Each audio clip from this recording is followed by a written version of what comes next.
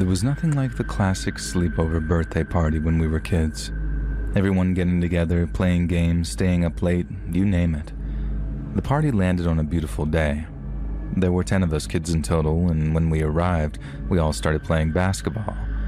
Since we were planning on playing PlayStation 2 all night, we decided to play outside and play basketball during the days since it wasn't raining or anything. We had a one-on-one tournament and played for quite some time. I don't know if kids still do this, but where we grew up, we pulled the hoop to the front of the house. We would have to get out of the road every time a car drove by, which wasn't that much.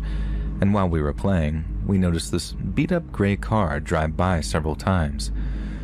Ordinarily, we wouldn't notice something like that, but because of the condition of the car and how many times he drove by, it was obvious. He didn't drive by us every minute either. It was every few minutes. So he wasn't just driving around the block before he would return and drive by again. By the 4th or 5th time of him driving by, we were starting to get annoyed. Finally, the last time he drove by, he stopped at the end of the street. We all looked for a moment, but we started playing again a few seconds later. And then he started to reverse, and that's when we all got a little weirded out. He reversed until he was right underneath our basket, and he rolled down his window.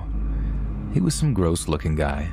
I just remember him having this nasty skin with a bad comb-over haircut, and in this really squeaky voice, he just says, "Hey fellas, you guys pretty good at basketball? I was actually on my way to the park to shoot some hoops, but I don't have a basketball.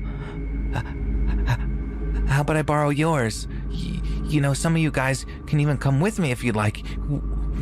What do you say?" Now I know this was bad news, and I didn't want anything to do with it. I looked at my friend and said that we needed to go inside now, and I implied that his mom wasn't going to be happy about us talking with a stranger. Most of us were quick to say no, realizing that this was a situation that we'd seen a million times talked about in school. A couple of friends were so naive that they didn't realize that this could potentially be a dangerous situation. I had to grab one of my buddies who was basically about to get into the passenger seat with the guy and one of our spare balls. We all started walking inside, even though the guy was still talking to us. The one thing I heard him say, and I remember it specifically freaking me out, was when he said, "Oh, come on, guys. I won't even tell your parents. You won't get in trouble." Even at that young age, I knew what this was, and I freaked out. We shut the front door and I looked out the window. I saw the neighbor from across the street walk outside and started approaching the car, but he drove off before the guy could reach the car. My friends were mostly unfazed by this weird interaction, but I had the worst pit in my stomach about the entire thing. Close to dusk, my friends wanted to play hide and seek outside. I voted against the idea just because I didn't know if that sketchy guy was still lurking around, but I was outvoted. We played for a bit and I eventually forgot about that dude. And when I was hiding, I was trying to find a spot where nobody could find me. I thought that I achieved that, but I was about to find out how wrong I was. Behind my buddy's fence was a narrow walkway between the back of his fence and the fence of the neighbor who lived behind him. All these houses had fences, so the walkway went almost the entire stretch of the street. I was hiding in this narrow walkway thinking that none of my friends would think to look behind the fences. And while I was leaning against one of the wooden beams, I heard footsteps on the thick grass.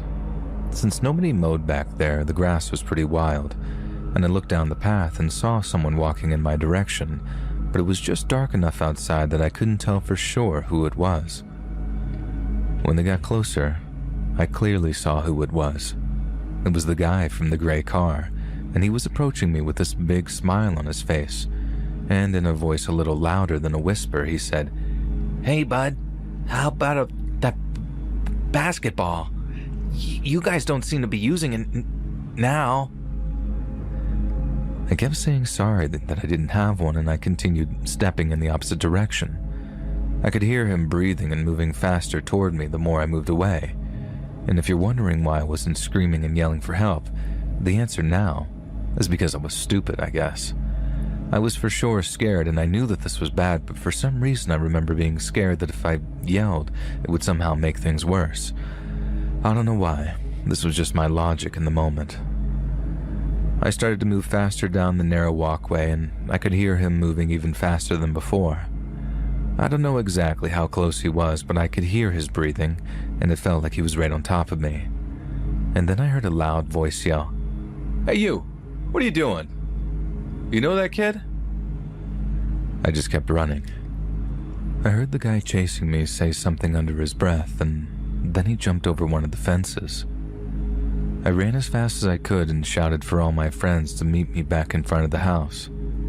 The neighbor emerged from the narrow path and knocked on the door of my friend. He talked to his mom for a little bit, and then she made us stay inside for the rest of the night. I was happy, but some of my friends were upset. And nothing more happened that night, and I never saw that guy or that car again. It wasn't until I was much older that I realized how scary and horrible this could have been. It was scary then, but it didn't traumatize me. I just think as a child I didn't understand the severity of the situation. Parents out there, just please watch your children. There truly are monsters hiding everywhere.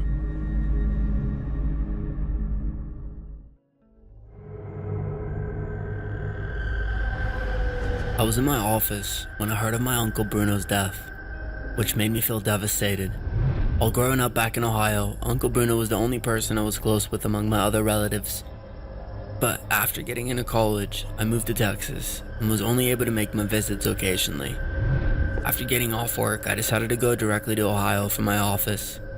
So I took out my car from the driveway and started driving towards my hometown. I called my mom, letting her know that I was coming and I was on my way. She asked me to pick up a suit on my way because they were going to arrange the funeral the next morning.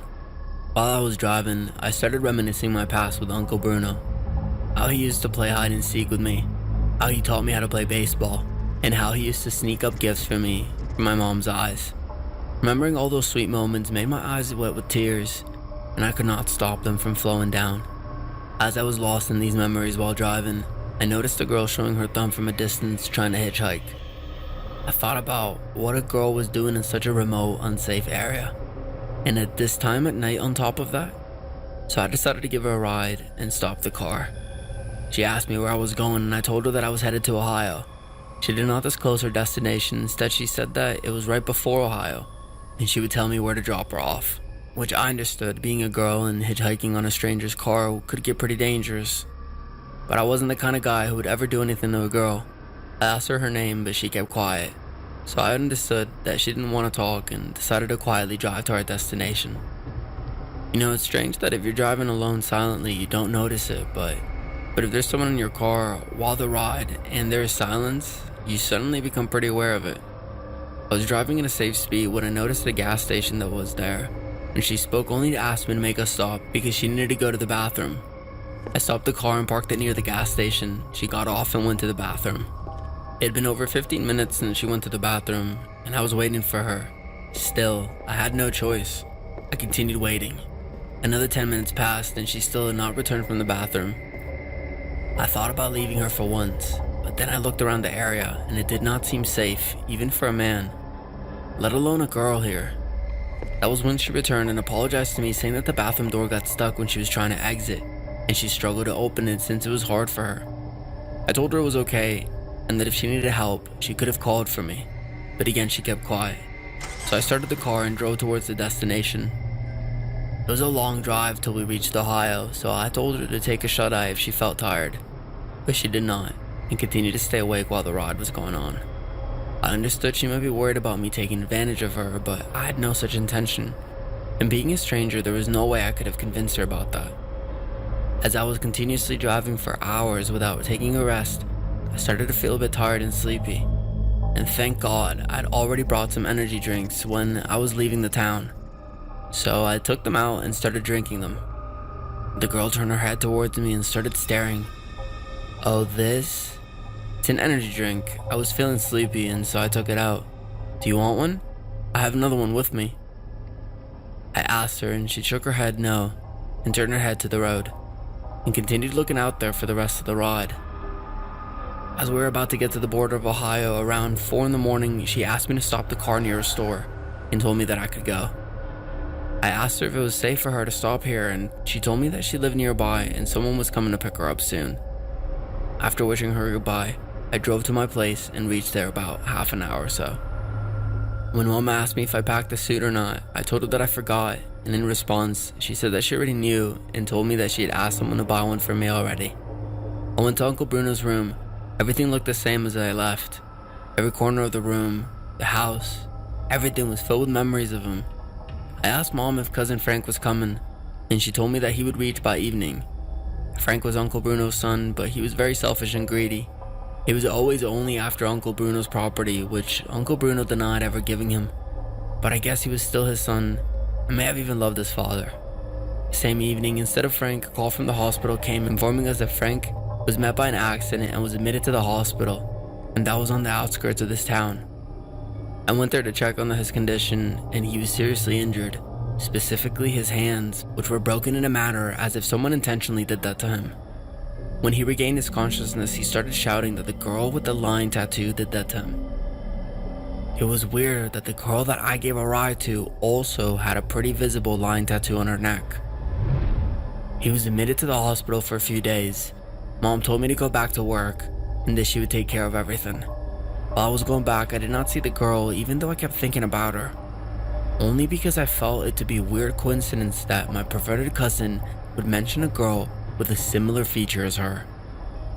One day during work, I heard two of my colleagues talk about a hitchhiker on the highway road where I met her. The description they said also matched the girl. According to them, the girl hitchhikes, and if the person giving her a ride tries to take advantage of her or anything, she punishes them in a way that they never forget.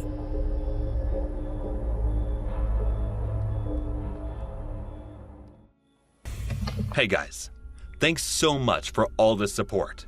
If you haven't subscribed to the channel yet, please feel free to do so. I can't say Andre was a particularly weird dude. I didn't know him well, but every time we did speak, he came across as completely normal. He was a pretty quiet guy, not very talkative, but then again, I've never been either. His personal interactions with others, at least the ones I witnessed, appeared totally above board. And as far as I'm aware, he did okay in classes and never had any more trouble with his teachers than anyone else. What I'm saying is nobody I hung out with had any concerns about his sanity. The events of the coming years, which should show how horrible and terrible judge of character I had, then maybe those close to him knew the true face behind the mask. As for me, when the facts of this case came out, I was shocked that it only got worse from there. As often happens, life moved on after high school, as did I, and Andre became a small part of my childhood.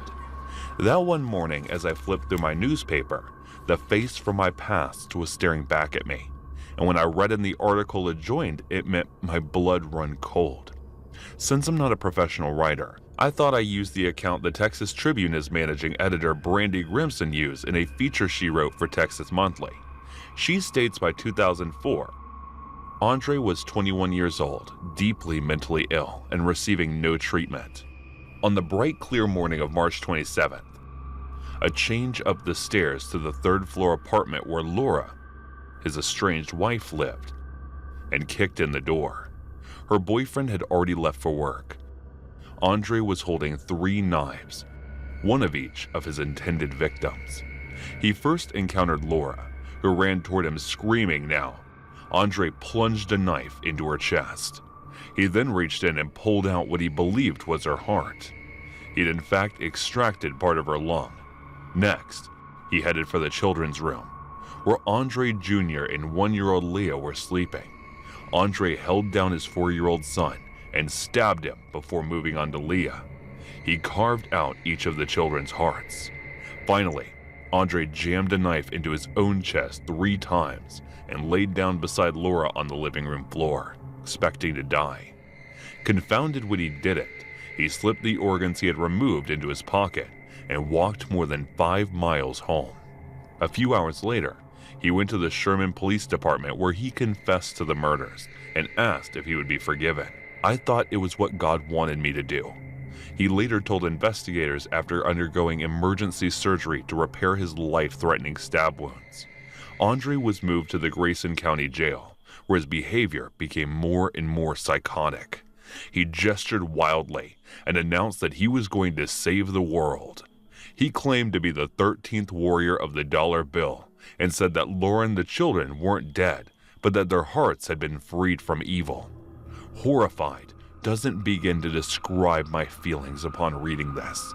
He had always been hiding the monster inside him, or as often happens, had the specter of schizophrenia gradually take hold of him as he entered into his early 20s. It's an answer I doubt I'll ever get. Almost everything written on the case focuses on the monstrosity of the crimes rather than its causes. As shocking as this all was, the case was destined to only become more bizarre. I figured once the trial eventually came around, Andre would eventually be found guilty and given multiple life sentences or the death penalty. No matter the result, he would do just as he had before and slip to the back of my mind, perhaps only to be thought of on very rare occasions. It appears, however, he wasn't quite ready to be forgotten. Just 6 days after taking the lives of his family, my old school acquaintance gouged out his right eye. It was claimed he did so because of a Bible passage he'd read. Even after all this odd behavior, he was deemed fit to stand trial for capital murder. Just as I'd imagined when the time came, he was found guilty for all 3 murders and sentenced to death. The people for Texas had spoken, and the time had come for Andre to move off to his new home on death row. As before, I foolishly believed his and my stories had diverged for the last time, and nothing more could happen. Andre had one more card up his sleeve to play, however, and one more I left to black out. Once again, the story said he blinded himself because of the very same Bible verse. However, this time, he upped the ante on 2 counts. Rather than stabbing out the offending eye, he yanked it out from the socket. The second part was far more gruesome. When the guard had discovered him in his cell covered in blood at the location of said owl, the answer was simple. He didn't it. Despite what he'd printed in all of the sensationalist newspaper articles, the true reason for blinding himself seems to be an attempt to force the state of Texas to give him the psychiatric care he'd been asking for since his arrest. The appears he'd gotten as wish, but as it stands now, his death sentence remains standing. The way things are currently, Andre is being held in a state psychiatric facility, awaiting his day with the executioner. That's the extent of any information I've been able to come across. As recently as 2013, a Texas Court of Criminal Appeal judge found the defendant clearly crazy, but also sane under Texas law. While I'm not here to discuss the finer points of whether the death penalty is a good or bad thing, that's a far deeper length, and I'm prepared to wait until I think we could all agree the man has some problems. I've included only the most important facts in my retelling, but you will have no problem finding more through a simple internet search if you're so inclined. However, I do warn you, the remaining details are not for the faint of heart. For some readers, the outright gruesome nature may prove to be too much. You've been warned.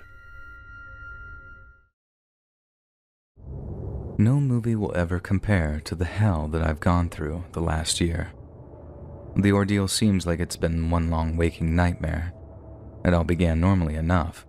I just recently got out of a long-term relationship and wasn't looking for anything serious. I figured that I'd give Tinder a shot. It didn't take long for me to get a few matches. I chose the hottest one and we agreed to meet a week later. The date went so well that we decided to do it again, and this became a regular thing until the 4th date. It was beginning to look as if it may grow into something more in spite of my original intentions. As the 4th date wrapped up, I invited her back to my place for a drink. She agreed, and things soon got hot and heavy, as they say. We were mere seconds away from taking things all the way when she broke down. I was confused. I'm not an aggressive partner, and her behavior up to that point had been very receptive. I asked what was wrong, and she said that she had been assaulted by a previous boyfriend. It had been several years, and she thought that she had moved past it. I felt bad for her, yet still kind of frustrated, and she got up and dressed quickly. I'll admit it was, like I said, frustrating, but there was little I could do, and I understood where she was coming from. I called her an Uber and she left me with a difficult decision to make.